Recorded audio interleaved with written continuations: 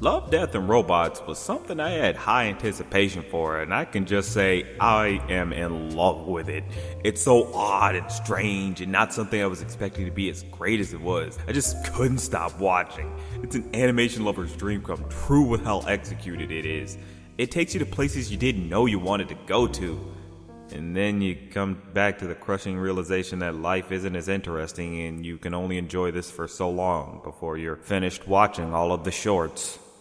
I'm sad now. The series is made with David Fincher as the producer, who's directed many different movies including Seven, The Social Network, and Gone Girl, and a whole plethora of critically acclaimed movies, and Tim Miller as the creator, who has directed Deadpool and is the producer for the upcoming Sonic the Hedgehog movie.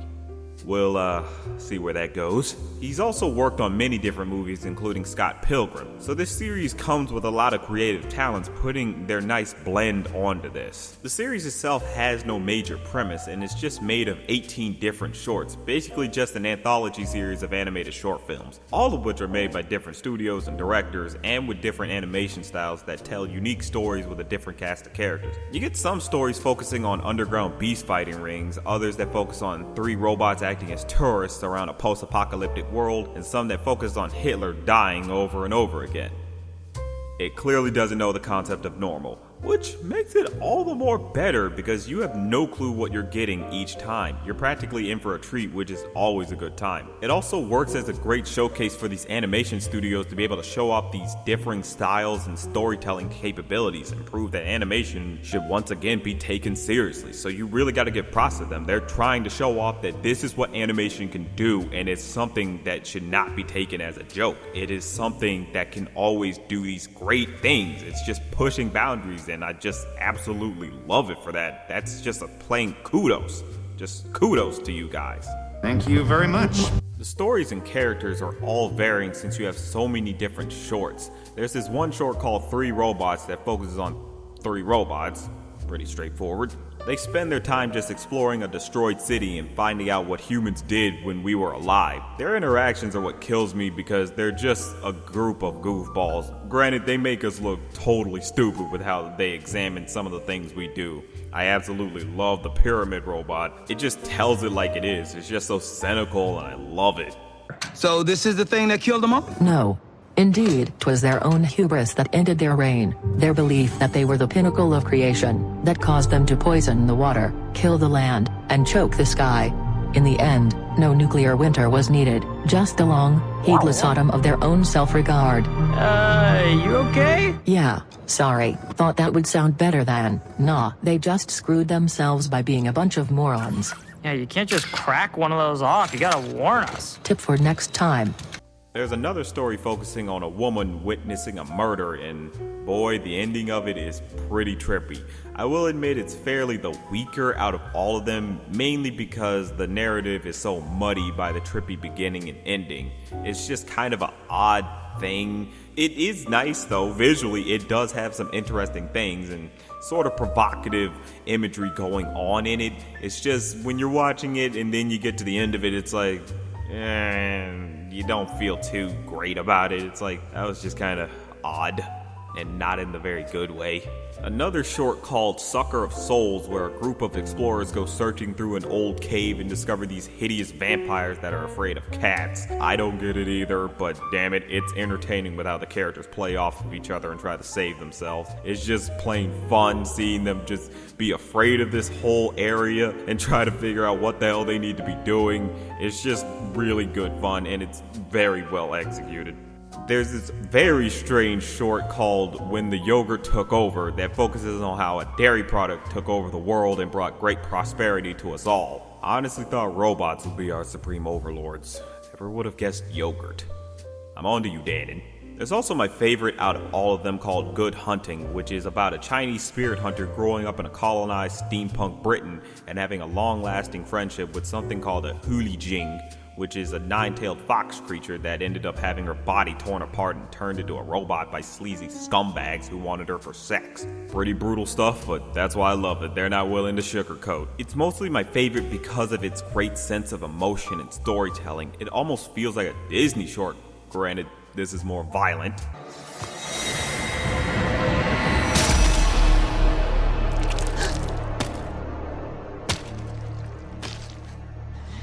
much more violent, and like I said, it involves sex and prostitution, but it still has a sort of simpleness to it that's not too overbearing and enwraps you in its lore, atmosphere, and characters. Honestly, there's a bunch of variety in all these shorts and give such odd, crazy stories, you'll find yourself pretty invested in most of them. Honestly, all of them are great and put their best foot forward in trying to engage you. They know how to be able to just tell these unique stories and just showcase how adult animation can really do some groundbreaking stuff. It's just a groundbreaking series that tries to do that to a T. It's just another great thing of all of this. Oh man, this is so exciting! This series prides itself on being for adults. You get a good amount of nudity in some of the shorts, which I'm not going to show you because I want to keep this channel, and a good healthy dose of violence. This show is not afraid to get bloody. Granted, the series is called Love, Death, and Robots, which honestly makes perfect sense when you think about it, for it to have a lot of nudity and violence. But when they get violent, boy, do they get violent. You can honestly feel a lot of the pain when a character is hurt. It even works in disturbing imagery as well that shocks in a more provocative way rather than being, "Whoa, isn't this shocking? Aren't I so edgy?" You feel the weight of every situation as you watch every story unfold. You can find yourself cringing if ever a character has to tear their arm off, or if ever they get chopped up or just sliced. You just feel like, ugh. You might reach for that certain body part, just cringing at that sight. And that's just so effective. I've watched plenty of live action movies where a body part got chopped off or somebody got horribly injured, and I didn't really feel much. But watching this, these are animated characters, and them getting hurt is like, ugh. It just looks so painful, and you just really get into it. Like, I just love how they pulled this off. A thing I think that helps with that is the high detailing they do. Whenever a character has to get horribly mutilated, it's well detailed. Like, you see the bones, you see the gristle, you see the blood, you see the veins. It just feels real. Like, it's just, ugh. It's just so well detailed, and you just gotta give props to it. It's done very well. It's managed to get you to just cringe like they wanted to. They intended you to feel this cringe, and they're gonna make you feel it. What the fuck? The animation for each short is absolutely phenomenal. It's a total highlight of the series in general.